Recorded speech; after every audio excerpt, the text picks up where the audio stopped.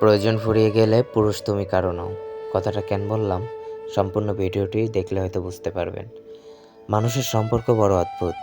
যতদিন প্রয়োজন থাকে ততদিন সব কিছু সুন্দর লাগে।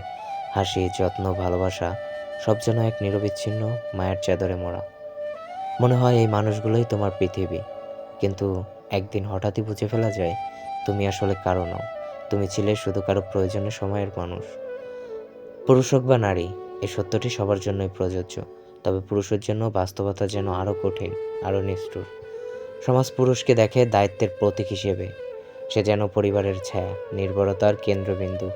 সবাই তার কাঁধে ভর করে দাঁড়ায়। কিন্তু যখন দায়িত্ব শেষ হয়ে যায়, যখন সেই ছায়ার আর কোনো প্রয়োজন থাকে না, তখন পুরুষটাই যেন হয়ে যায় অচেনা এক মানুষ, যার অস্তিত্বের আর কোনো মানে থাকে না। জীবনের এই হিসাবি দুনিয়ার সম্পর্কগুলো আজকাল ব্যবসার মতো। ভালোবাসার জায়গায় স্বার্থ এসে বসে, স্নেহের জায়গা দখল করে নেয় প্রয়োজনের হিসাব। পুরুষ তখন পরিণত হয় এক ব্যবহৃত চরিত্রে, যার মূল্য কেবল প্রয়োজনের মেয়াদ শেষ পর্যন্তই থাকে। প্রয়োজন শেষ মানে সম্পর্কের ইতি। তবু পুরুষেরা কিছু বলে না, তারা চুপচাপ সহ্য করে যায়। হয়তো ভেতরে হাজারটা ভাঙা হতাশা, অপমান জমে থাকে, তবুও মুখে হাসি রাখে সব সময়। কারণ সমাজ শেখায় পুরুষ কাঁদে না, পুরুষ দুর্বল হয় না, পুরুষকে শক্ত থাকতে হয়।